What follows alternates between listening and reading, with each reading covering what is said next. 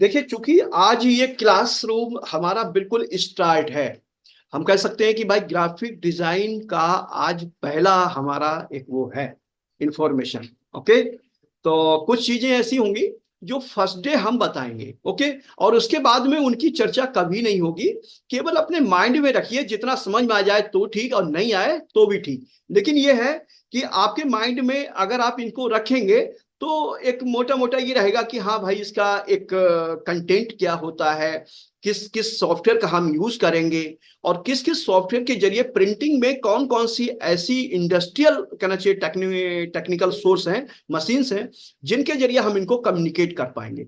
Okay, तो ये बहुत ढेर सारी थोड़ी सी इंफॉर्मेशन होंगी, कुछ पैकेजिंग इंडस्ट्री की होंगी, कुछ टेक्निकल मशीन्स की होंगी, कुछ सॉफ्टवेयर की होंगी, बहुत होंगी। ठीक है, तो देखिए, हम लोग लेके चलते हैं यहाँ पर ग्राफिक डिजाइन। ठीक, हम इसको देखिए, ग्राफिक डिजाइन को अगर हम डिफाइन करेंगे तो इसको हम एक शब्द और दे सकते हैं, टेक्नोलॉजी। ध्यान रखिएगा, हालांकि इसका टेक्नोलॉजी से कोई नहीं वो है, मतलब वास्ता नहीं है, लेकिन कुछ ऐसी सपोर्ट्स हैं जो बिना टेक्निकल सोर्स के पॉसिबल नहीं होंगी। इसका सारा का सारा जो सिस्टम है वो है एक आर्ट वर्क। ये ध्यान रखिएगा, हम इसको जो नाम देंगे वो देंगे आर्ट वर्क।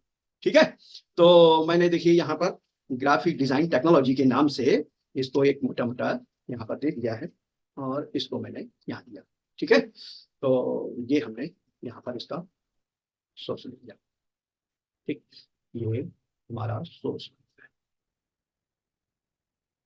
ठीक, ये ऑब्जेक्ट मैं थोड़ा सा डेकोरेट इसलिए कर रहा हूँ क्योंकि आपके माइंड में ये भी रहना चाहिए कि मैं कितना बेटर आप लोग एक प्रेजेंटेशन कर पाएंगे किसी भी हमारे सब्जेक्ट को, किसी भी इंफॉर्मेशन को, और किसी भी टेक्निकल सोर्स को। ये आपकी एबिलिटी भी मानी जाएगी, एक्सपर्टाइजेशन भी माना जाएगा, और लोगों से जुड़ने का, खास तौर से मार्केट को इम्प्रेस करने का सबसे बड़ा सोर्स बन जाएगा। ठीक है, तो ये मैंने कर दिया है। अब हम चलते हैं थोड़ा सा। देखिए, यहां से जब हम चलेंगे तो सबसे पहले आता है आपकी मशीन। ठीक है, मशीन का मतलब है हमारा कंप्यूटर, बस working machine, basic information. Main computer का जिसे आप कहते हैं कॉन्फ़िगरेशन, ये बहुत इंपॉर्टेंट पार्ट है। ये बात माइंड में रखिएगा कि आप कितने भी अच्छे टैलेंटेड क्यों ना हो, आप बहुत अच्छे एक्सपर्ट हैं, पता चलता है कि आप बहुत अच्छा आर्ट बना लेते हैं, बहुत अच्छा वर्क कर लेते हैं, बहुत जल्दी उसको फिनिशिंग भी दे देते हैं, लेकिन अल्टीमेटली अगर आपके माइंड में हो तो जब तक हमारी मशीन, मशीन का मतलब है हमारा कंप्यूटर जिस पर हम वर्क करने जा रहे हैं, अगर ये प्रॉपर नहीं हुआ, इसकी कॉन्फ़िगरेशन प्रॉपर नहीं हुआ, तो फिर ये हमारे लिए उतना बेटर एक प्रकार से वर्किंग परफॉर्मेंस नहीं। मीन हमारी परफॉर्मेंस को एक प्रकार से देखा जाए तो ये बहुत हद तक वो करेगा, ओके, कंट्रोल करेगा, हम कह सकते हैं। ओके, तो यहां पर लाइए कि अगर आपको इसमें समझ में आए तो आप लिख लीजिए कंप्यूटर कॉन्फ़िगरेशन। यही स्पेलिंग होती है जहां तक मेरा आइडिया। ठीक है, तो देखिए इसमें क्या क्या आप एक प्रकार से मोटी मोटी एक अपनी जानकारी रखेंगे, चाहे अपना वर्क हो या किसी कंपनी का हो। खास तौर से ये तब ज्यादा इंपॉर्टेंट है जब आप किसी दूसरे कंपनी के लिए वर्क करने जाते हैं। ठीक है, एज ए एम्प्लॉय आप कह सकते हैं, तब आपके लिए ये बहुत इंपॉर्टेंट हो जाता है। तो इसमें आपको क्या क्या मार्क करना होता है?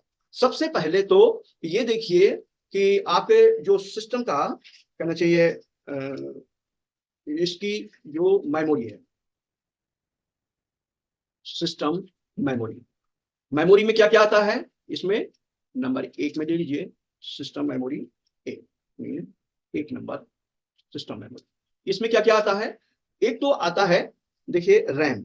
ध्यान रखिएगा, ये दो मेमोरी हमारे सिस्टम की, जो कि हमारे डायरेक्ट जो आर्ट वर्क जिसको हम वो देने जा रहे हैं, आर्ट वर्क जो करने जा रहे हैं, ये दो ऐसे सोर्स हैं जिनके बिना हम कह सकते हैं कि हम बहुत अच्छी परफॉर्मेंस नहीं कर पाएंगे। Okay, it is most important part है, ध्यान रखिएगा, क्योंकि बहुत सा वर्क ऐसा होगा जिनके लिए हमारी ये रैम भी मतलब बहुत जरूरी होगा, और ग्राफिक जो इसकी मेमोरी होती है, ग्राफिक रैम होती है, वो ग्राफिक कार्ड होता है, वो बहुत इंपॉर्टेंट रोल करता है। ध्यान रखिएगा। ये कैसे आएगा, ये थोड़ा सा धीरे धीरे आपको समझ में आ जाएगा कि जब हम रैम, तो एक प्रकार से हम ये कह सकते हैं किसी इफेक्ट को हमने यहाँ पर अप्लाई किया तो वो कितनी जल्दी परफॉर्म कर पा रहा है, ये इस बात पर डिपेंड करता है। दूसरा, ग्राफिक मेमोरी को आप दो सिस्टम में डिवाइड करते हैं। एक वो होती है जो डायरेक्ट सिस्टम को रनिंग पे लाती है, ओके, मीन कितनी जल्दी कितने सॉफ्टवेयर आपके रन कर रहे हैं, वो टोटल मेमोरी एक प्रकार से कंज्यूम कर रहा होता है। आपकी विंडो कुछ कंज्यूम कर रही होती है, कुछ आपके जो सॉफ्टवेयर दूसरे चल रहे होते हैं वो कर रहे होते हैं। जैसे आपका मान लीजिए इमेज सॉफ्टवेयर है, इमेज में एडिटर है मान लीजिए फोटोशॉप, तो वो भी कंज्यूम करेगा। साथ में कोई वेक्टर एडिटर है तो वो भी यूज करेगा, वेक्टर में मतलब है कोरा ड्रॉ या इलस्ट्रेटर, ओके, या इसके अलावा भी कोई और आपने वेक्टर एडिटर डाल रखे हैं तो उनके लिए भी आपकी मेमोरी कंज्यूम होगी, ओके। तो दो सिस्टम से तो ये हो गए। दूसरा, ग्राफिक मेमोरी क्या होता है कि जैसे आप ढेर सारा बहुत मतलब ऐसा कोई वर्क करने जा रहे हैं जिसमें ढेर सारी कहना चाहिए ग्राफिक है, कंटेंट है, वेक्टर्स हैं, तो उसमें जो कलर और वो ढेर सारी डेप्थ जो क्रिएट कर रहा है वो एक प्रकार से इसको ग्राफिक मेमोरी की जरूरत पड़ती है, ध्यान रखिएगा। हालांकि ग्राफिक मेमोरी को ये बात ध्यान रखिएगा माइंड में, आप रैम के जरिए शेयर कर सकते हैं, ओके। और ये रैम के जरिए जब आप शेयर कर लेते हैं तो आपको पता है अल्टीमेटली इस पर डिपेंड करता है, ओके। तो ये थोड़ा सा तो स्पीड को स्लो करेगा। अगर ये सही है तो इस पर ये कोई फर्क नहीं डाले, ओके। तो ये भी आपके लिए चेक होना जरूरी है। कैसे चेक करेंगे इसको, थोड़ा सा माइंड में लीजिए। मैं इसको देखिए शेयर कर रहा हूं आपके लिए, स्क्रीन को शेयर किया मैंने। देखिए आपका ये डेस्कटॉप है, तो सबसे पहले तो आप जो इसका रैम चेक करेंगे, हालांकि ये सब लोग जानते हैं लेकिन ध्यान रखिए आपके लिए, आप जो प्रोफेशनल लोग हैं उनके लिए थोड़ा सा कम है, लेकिन जो हमारे साथ फिजिकली बैठे हुए इनके लिए बहुत इंपॉर्टेंट है। अगर आप ऐसा नहीं करते हैं तो ये ध्यान रखिएगा कि फेलियरिटी आपकी इस बात पे भी डिपेंड करती है कि आप वहां पर जाके प्रॉपर परफॉर्म नहीं कर पाए। आप फर्स्ट डे गए, दूसरे दिन गए, फिर तीसरे दिन, चौथे दिन आपने कह दिया नहीं सर ये तो सिस्टम वर्क नहीं कर रहा है, तो आपको फर्स्ट डे ही चेक कर लेना चाहिए और सारी इंफॉर्मेशन अपने उस ओनर को देनी चाहिए जो एक प्रकार से आज जिस फैक्ट्री में, जिस कंपनी में आप काम करने हैं, कि ये आपके लायक है या नहीं है। ये हम बताएंगे कि कम से कम कितनी हमारी कॉन्फ़िगरेशन होनी चाहिए, कितना एक इसमें कहना चाहिए रैम या कितनी मेमोरी होनी चाहिए जिसके जरिए हम प्रॉपर परफॉर्म कर पाए, ओके। ओके, जैसा हमने बताया ना कि आप कितने भी अच्छे एक्सपर्ट हैं, तो यहाँ पर क्या करेंगे, आप इसकी आप प्रॉपर्टी को लीजिए। अगर ये प्रॉपर्टी यहाँ से नहीं खोलते क्योंकि आपने इसका वो शॉर्टकट बना रखा है, तो ओपन लोकेशन कीजिएगा। ओपन लोकेशन इसकी जहां कहीं भी होगी, डेस्कटॉप पे है ना, दिख रहे हैं आप, ये देखिए। तो इसको आप जाके प्रॉपर्टी में जाइएगा और प्रॉपर्टी में जाकर के आप क्या करेंगे, यहाँ पर देखिए आपके पूरी की पूरी जो सिस्टम की डिवाइस स्पेसिफिकेशन जो लिखा हुआ है, ओके, ये बहुत अहम है। अच्छा, यहाँ पर देखिए मैं छोटी सी इंफॉर्मेशन दूंगा आपके लिए। कोशिश करिए कि अब तो 99% जो भी कंपनियां आपके लिए सिस्टम देती है, ये ध्यान रखिए, वो प्री इंस्टॉल्ड विंडो के साथ कई बार हम लोग क्या करते हैं कि अपना कस्टमाइज कराते हैं पीसी, जो लोकल हमारे वेंडर्स होते हैं ना, कंप्यूटर के सेलर होते हैं, उससे कस्टमाइज कराते हैं। लेकिन उसमें क्या प्रॉब्लम आती है, उसमें प्रॉब्लम क्या आती है कि कई बार वो पायरेटेड विंडो डाल देते हैं जिसके जरिए आपको बहुत ढेर सारे अपडेट्स नहीं मिल पाते हैं। उसकी जो प्रॉपर एक मेंटेनेंस होनी चाहिए विंडो की, वो नहीं पाती, मतलब हो पाती है। तो उससे क्या होता है, हमारा मतलब ये जो सिस्टम परफॉर्म करना चाहिए वो प्रॉपर परफॉर्म नहीं कर पाता है। ये सेम वही सिस्टम है कि इसमें सारी फाइल्स अगर एक्यूरेट हैं हमारे ऑपरेटिंग सिस्टम की, तो हमारे दूसरे सिस्टम मतलब जो सॉफ्टवेयर है वो भी प्रॉपर परफॉर्म करेंगे। तो वहां पर प्रॉब्लम आती है कई बार, ओके। तो ये बहुत जरूरी है कि ये आपका प्री इंस्टॉल्ड होना चाहिए। अगर नहीं है तो इसको आप कंपनी से परचेज कर सकते हैं, सस्ता हो जाता है, 2-3 हजार रुपए में आ जाता है, ओके। तो नंबर एक तो ये है, ये मैंने एक्स्ट्रा बताया हुआ है, अभी बताया नहीं था। दूसरा देखिए, इसमें मैं जो एक सजेस्ट करना चाहूंगा, अगर आपके पास में जो हमारा विंडो ऑपरेटिंग सिस्टम है, तब ये ध्यान रखिएगा हम जो इंफॉर्मेशन दे रहे हैं वो दे रहे हैं विंडो एनवायरनमेंट के लिए। अभी इसमें एप्पल के लिए कोई इंफॉर्मेशन नहीं दे रहे हैं हम लोग, ठीक है। एप्पल को, जिसको हम लोग आई मैक बोलते हैं और मैकबुक भी बोलते हैं, मैकबुक मतलब लैपटॉप, ओके, आई मैक मतलब डेस्कटॉप, ये ध्यान रखिए। आई मैक जो होता है एप्पल में, जो आई मैक होता है वो ऑल इन वन पीसी की तरह काम करता है, जैसे में डेल वगैरह है। ये शुरुआत ही एक प्रकार से देखा जाए ऑल इन वन पीसी की एप्पल ने शुरुआत की थी आज से करीब 15-16 साल पहले, ठीक है। तो हमारी ये जो सारी इंफॉर्मेशन है वो केवल विंडो के लिए है। तो विंडोज में देखिए यहाँ पर क्या देखेंगे आप, सबसे पहले ये देखिए कि अगर आपने कोई अपनी डिवाइस को शेयर कर रखा है इसके साथ, नेटवर्क के साथ में या अदर किसी और सोर्स के साथ में, और एक होता है ना USB टू USB भी कुछ लोग शेयर करते हैं, तब आपके डिवाइस का नाम यहाँ से ये जो लिखा हुआ है डेस्कटॉप RU इतना, ये आपको शेयर करना होता है, ओके, और इसके जरिए आप कम्युनिकेट कर पाते हैं। दूसरा, यहाँ पर ध्यान रखिएगा, क्योंकि हम लोग ग्राफिक का वर्क करने जा रहे हैं, ग्राफिक इंडस्ट्री की वर्क करने जा रहे हैं, और ग्राफिक इंडस्ट्री का मतलब है कि सबसे ज्यादा जो हैवी जो वर्क होता है वो प्रिंटिंग और पैकेजिंग का वर्क है। It is most important work, ये ध्यान रखिएगा। आज हमारे मार्केट की जो भी पॉलिसीज आप देखते हैं, मार्केट का जो भी आज आप देख रहे हैं, वो ये ध्यान रखिएगा कहीं कहीं ग्राफिक डिजाइन से रिलेट करेगा, और ग्राफिक डिजाइन के जरिए ही एक प्रकार से वो सब कुछ परफॉर्म कर रहा है मार्केट में। अब आपको यहाँ पर मार्क क्या करना है, क्योंकि मैंने बताया ना कि आप लोग ग्राफिक का वर्क करने जा रहे हैं, तो कम से कम i5 होना चाहिए। ये मैं प्रोसेसर की बात कर रहा हूं, ध्यान रखिएगा। और ये चूंकि देखिए ये जो मशीन है, मेरे पास मशीन है करीब ऐसे मान के चलिएगा करीब 5 साल पुरानी मशीन है, तो इसलिए आप कह सकते हैं कि थोड़ा सा इसका कॉन्फ़िगरेशन ओल्ड हो चुका है, ओके। लेकिन i5 मशीन है तो परफॉर्म मेरे हिसाब से ये अच्छा कर रही है। दूसरा क्या है, इसमें जो इंस्टॉल्ड रैम है, जो रैम हमने इंस्टॉल कर रखी है वो है 12 GB। ध्यान रखिए 12 GB इसकी रैम इस समय वर्क कर रही है, ये ध्यान रखिएगा। हालांकि कुछ लोग सजेस्ट करेंगे आपको 8 GB कर लीजिए या और थोड़ा बहुत कर लीजिए। ये मैं आपको सजेस्ट ये करना चाहूँ कि 12 GB तक है, तब आप लगभग लगभग एक मीडियम लेवल पर सही परफॉर्म कर पाएंगे। आपको कोई भी वर्क ऐसा नहीं आएगा जहां पर ये मतलब एक प्रकार से महसूस हो कि नहीं ये सिस्टम परफॉर्म नहीं कर पा रहा है या पर कहीं पर कोई प्रॉब्लम आ रही है। हाँ, कुछ जगह प्रॉब्लम आ सकती है। कहाँ आ सकती है? जहां पर वेक्टर कंटेंट की एडिटिंग में कंटेंट बहुत ज्यादा, इमेज लेवल पर आपको प्रॉब्लम नहीं आएगी, इमेज के एडिटर्स पर कभी कोई प्रॉब्लम बहुत ज्यादा नहीं फेस होगी। ओके, इस रैम में 12 GB रैम में बता रहा हूं मैं। हालांकि 12 GB से रैम से नीचे जब आएगी तो 8 GB रख सकते हैं या 4 GB होगा, तो वो इसमें परफॉर्म बिल्कुल नहीं करेगा, ना रैम मतलब इमेज पे करेगा ना वेक्टर एडिटर पर करेगा। वेक्टर एडिटर या इमेज एडिटर कौन कौन से मैं आपको बाद में बताऊंगा, केवल कानों से आज सुन लीजिए। ओके, तो यहां पर दो सिस्टम्स हैं कि जहां पर इमेज की बात आएगी तो ये जो रैम है ये इमेज लेवल पर आपको 100% फुल्ली सपोर्ट करेगी। करीब करीब ऐसे मान के चलिएगा 23x36 इंचेस की जो आपकी सीट्स आती, 2336 जो आपकी सीट आती बड़ी मशीन की, वहां तक आपको कोई भी प्रोसेस करते हैं तो बहुत ज्यादा प्रॉब्लम नहीं आएगी। इसके लिए इमेज की बात कर रहा हूं। लेकिन अगर इस साइज का कोई आप वेक्टर एडिटिंग कहना चाहिए कंटेंट यूज कर रहे हैं और जिसमें कुछ ज्यादा ही वेक्टर एडिटर है, मान लीजिए कोई आपने ऐसा कोई बॉक्स लिया है जिसमें 4 बॉक्स लगा दिए, कोई बड़ी मशीन पे आपके होते हैं ना, कई बार आप 1 बॉक्स 2 बॉक्स 3 बॉक्स ऐसे उसकी प्लेट बनवा देते हैं क्योंकि उसमें छपना होता है वो, तब आपके लिए ये प्रॉब्लम कर सकता है, ये ध्यान रखिएगा। और उसमें अगर ऑल इन वन सिस्टम है तो इसमें क्या होता है, एक वीडियो रैम और होती है, ये ध्यान रखिएगा। तो विंडोज के ऑपरेटिंग सिस्टम में जो विंडो रैम आती है वो ग्राफिक कार्ड के साथ आती है, ग्राफिक कार्ड की मेमोरी के साथ इनबिल्ट होती है। लेकिन अगर वो ग्राफिक कार्ड की इनबिल्ट इसमें एक डिफॉल्ट होता है, ध्यान रखिएगा। एक तो ग्राफिक कार्ड के साथ आता है, विदाउट ग्राफिक कार्ड आता है जिसमें एक मिनिमम इसमें होता है जिसमें आप काम चला सकते, ठीक है। तो उसमें वीडियो रैम नहीं आती है और उसमें क्या होता है, जब आप बहुत ढेर सारे वेक्टर की एडिटिंग करते हैं तब ये ब्लैक आउट हो जाता है। ब्लैक आउट से मतलब है काला। सिस्टम कई बार काला मतलब एक प्रकार से स्क्रीन को ब्लैक कर देगा और आप मतलब वो एक प्रकार से रिफ्रेश करने की कोशिश करता है, ये ध्यान रखिएगा। क्यों? क्योंकि वीडियो रैम इसकी प्रॉपर काम नहीं करती। जब ग्राफिक कार्ड नहीं है तो वीडियो रैम भी काम नहीं करेगी। लेकिन एप्पल में ये दोनों सेपरेट होती है, रैम भी होती है, वीडियो रैम भी होती है, ग्राफिक कार्ड भी। ये मतलब तीनों सिस्टम को आप कह सकते हैं उन्हें पैटर्न दिए, इसलिए ये प्रॉब्लम वहां नहीं आती है। ओके, ध्यान रखिएगा। और इस पर आपके वेक्टर एडिटर पर एक फर्क और पड़ता है। कौन सा फर्क पड़ता है? जब आप किसी ढेर सारे मतलब जो आपके कंटेंट हैं, जैसे मान लीजिए 1 बॉक्स 2 बॉक्स 3 बॉक्स 4 बॉक्स आपने लगा लिए और वहां पर प्रिंटिंग में आपको जानी है, प्लेट बनवानी है और आप चाह रहे हैं बहुत ढेर सारा इसमें प्रोसेस है, मैं जल्दी जल्दी इसको बिटमैप क्रिएट करता हूं। बिटमैप से मतलब वो ऑब्जेक्ट जिसको कि हम इमेज की तरह ट्रीट कर सकते हैं। बाकी जहां पर वेक्टर की जरूरत है जैसे टाइपोग्राफी है, वो हमें वेक्टर से ये चाहिए होगा क्योंकि उसकी हम प्रोसेस करेंगे तो उसमें काम नहीं चल सकता, ब्लैक को हम बिटमैप नहीं कर सकते, ध्यान रखिएगा, वो हम बाद में बताएंगे। तो यहां पर वो क्या प्रॉब्लम करेगा कि जब आप बिटमैप क्रिएट करेंगे यहां पर, तो वो टाइम बहुत ढेर सारा ले सकता है क्योंकि पहले वो कैलकुलेट करेगा देन उनको कन्वर्ट करने की कोशिश करेगा। ओके, इस रैम पे बात कर रहा हूं फिलहाल। इतनी हमारे लिए किसी जिसमें हम एक जो मिठाई का बॉक्स होता है, मिठाई के बॉक्स का मतलब है कि 1 किलो का जो हमारा साइज होता है उसमें हम एडिटिंग करते हैं तो जनरली हो जाता है, बहुत ढेर सारे वो नहीं है तब। लेकिन ये है कि अगर आपका खुद का वर्क है तो आप उसे एडजस्ट कर लेते हैं, हाँ ठीक है 1 मिनट में 1.5 मिनट भी लगेगा तो भी कोई नहीं। ओके, एक तो ये सिस्टम आपको मार्क करना होता है। दूसरा, कोशिश करिएगा, आप लगभग 32 बिट का जमाना चला गया है, कहीं पर भी आपको मिलेगा नहीं, 64 बिट ही यूज करिएगा। और अब यहां पर ध्यान रखिएगा, ये विंडो चल रहा है 10, मैंने इसको अपग्रेड नहीं किया है, इसमें 11 आ चुका है, ये ध्यान रखिएगा।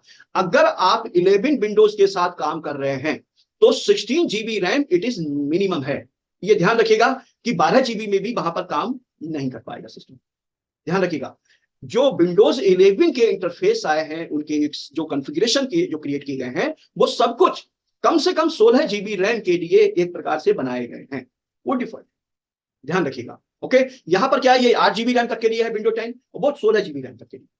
ओके, एक दो सिस्टम तो आपको यहां पर मार्क करना है। दूसरा एक मार्क यहां कर लीजिएगा भाई, ये हमने कब अपडेट किया है।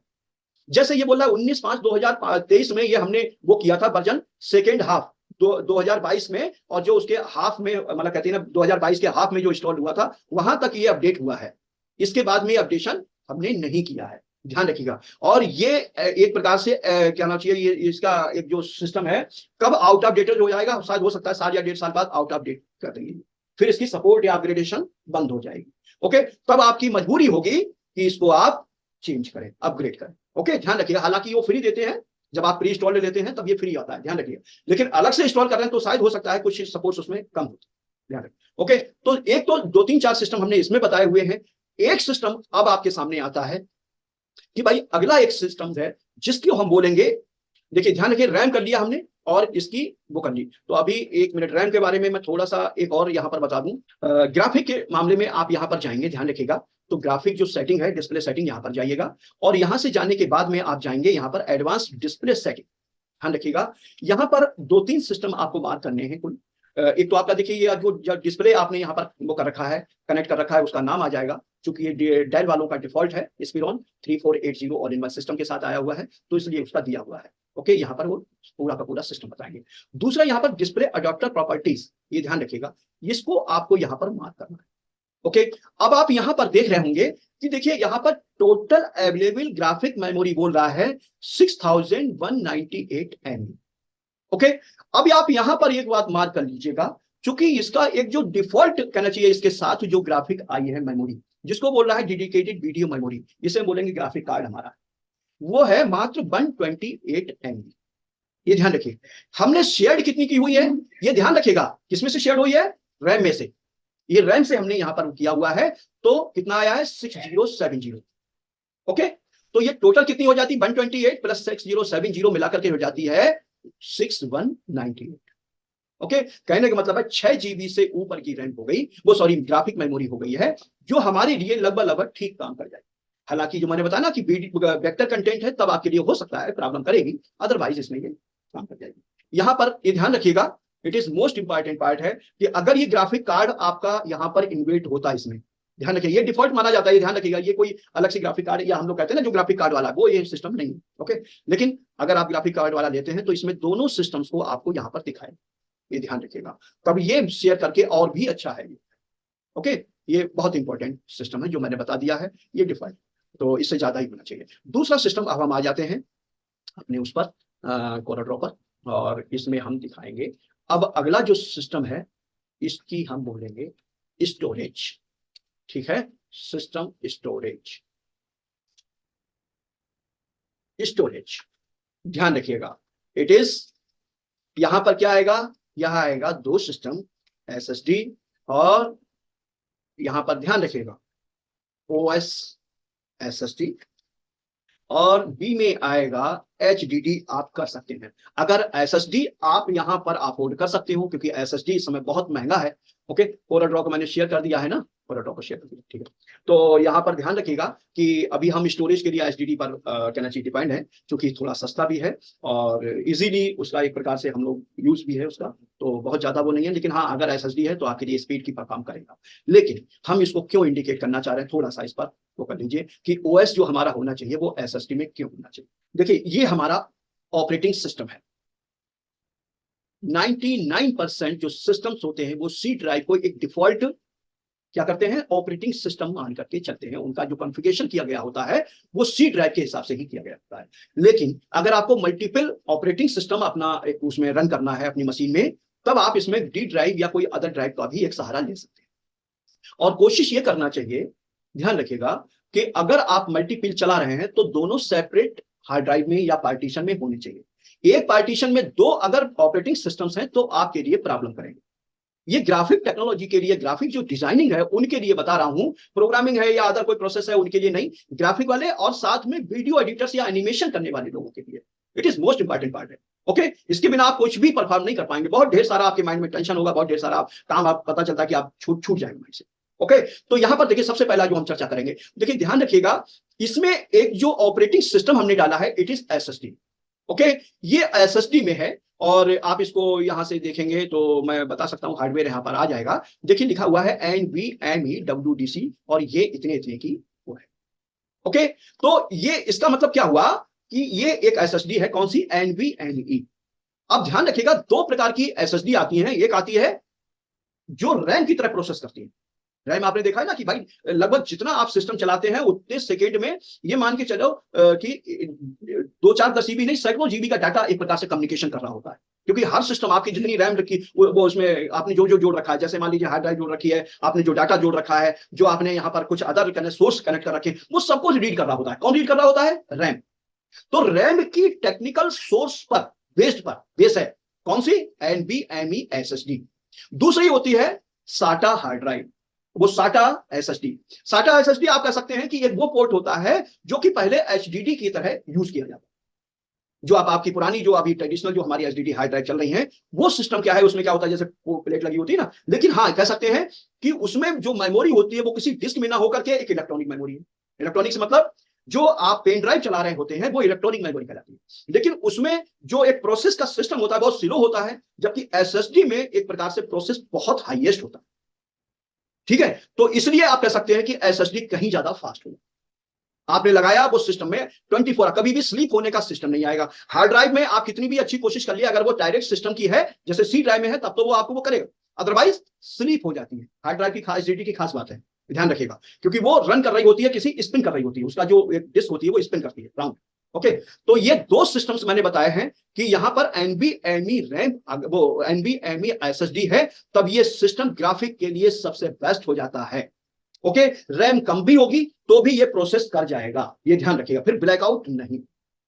Okay, it is most important part, इसको माइंड में रखिएगा कि सी ड्राइव में अगर चलाना है, और ये कैसे पॉसिबल है, पिछले 5 साल या 6 साल के अंदर अंदर अब जो सिस्टम आए वो एनबीएमई एसएसडी के लिए कंपेटिबल होकर के आए हैं, लेकिन अगर 5-6 साल पुराना सिस्टम मशीन है तो वो उसके लिए कंपेटिबल नहीं होगा, वहां पर साटा हार्ड ड्राइव की तरह पोर्ट बना करके जो आपकी एसएसडी आती है वो आप लगा सकते हैं, ये ध्यान रखिएगा। Okay, it is most important part है, ये बहुत जरूरी है। बाकी देखिए हमने हार्ड ड्राइव सीगेट की एक बंटच लगा रखी है जो कि एक्स्ट्रा जोड़ रखी है, और एक हमारी इंटरनल हार्ड ड्राइव लगी हुई है जिसका ये सीरियल नंबर। ओके, ये 1 टीबी की है और ये 256 जीबी की है, यहां पर कहीं लिखा भी होगा 256 या 250 कुछ करके है, और ये 2 टीबी की एक्स्ट्रा बंटच जिसे बोलते हैं, जैसी की है। तो आप देख रहे होंगे कि देखिए सी ड्राइव में हमारा ऑपरेटिंग सिस्टम, ये डी ड्राइव में हमने लिख रखा है, चूंकि डिफॉल्ट आया था एसडीडी में तो इसको हमने चेंज कर दिया था। इसमें ऑलरेडी पहले से ये स्लॉट था एनवीएमई कहना चाहिए एसएसडी के लिए, तो हमने इसको अपग्रेड कर दिया। तो आप कह सकते हैं कि ये सिस्टम अपग्रेडेड है एसएसडी के साथ। दूसरा, आपको बेनिफिट क्या मिलेगा, कभी भी आपका वर्क बहुत कॉस्टली होता है, देखा जाए तो इतना कॉस्टली होता है कि आपके लिए हो सकता है वो आर्ट वर्क होगा 5,000, 10,000, 20,000 रुपए की आर्ट होगी, लेकिन किसी के लिए वो पूरी की पूरी आप कह सकते हैं मैन्युफैक्चरिंग बेल्ट होगी, पूरा मार्केट होगा, पूरी इंडस्ट्री होगी। इसलिए आपका डाटा बहुत कॉस्टली, आपने अगर दे दिया है, गारंटी से हट भी गए, तो भी आपकी एक रेस्पॉन्सिबिलिटी बनती है कि उसको अपने उस सिस्टम में डाल के रखिए जहां पर वो, अगर मान लो बाई चांस कोई एक्सीडेंट होता है किसी और का उनका, तो वो कहीं कहीं आपसे अगर आता है तो आप कह सकें हाँ ठीक है मेरे पास डाटा है, मैं कॉस्ट लूंगा और उसको दे दूंगा। ये ध्यान रखिएगा। ओके, डाटा आपका है, आपने सेव करके रखा तो उसके चार्ज लीजिए, लेकिन कोशिश यही करिए कि वो डाटा अगर कंपनी का है, ब्रांड का है, तो उसको सुरक्षित करके रखिए अपने हिसाब से, और वो ऐसी ड्राइव में होना चाहिए जो आपके ऑपरेटिंग सिस्टम से अलग होना चाहिए, वो ऑपरेटिंग सिस्टम से उसका कोई लेना देना नहीं होना चाहिए। ये इसलिए कह रहा हूं कि मैंने बताया 5 साल 6 साल पहले से जो अभी जो सिस्टम आए हैं, अब इनमें ये बहुत बड़ी सुविधा दे दी गई है।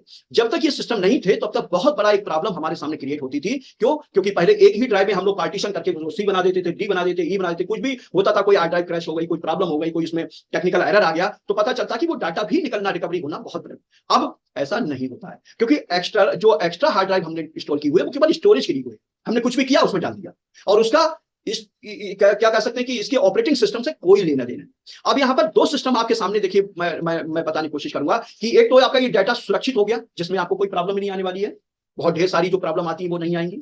दूसरा, ऑपरेटिंग सिस्टम के लिए बहुत जरूरी होता है कि एक ऐसी ड्राइव चाहिए होती है जिसमें प्रोसेस बहुत फास्ट हो, साथ में मैक्सिमम उसका एरिया खाली हो।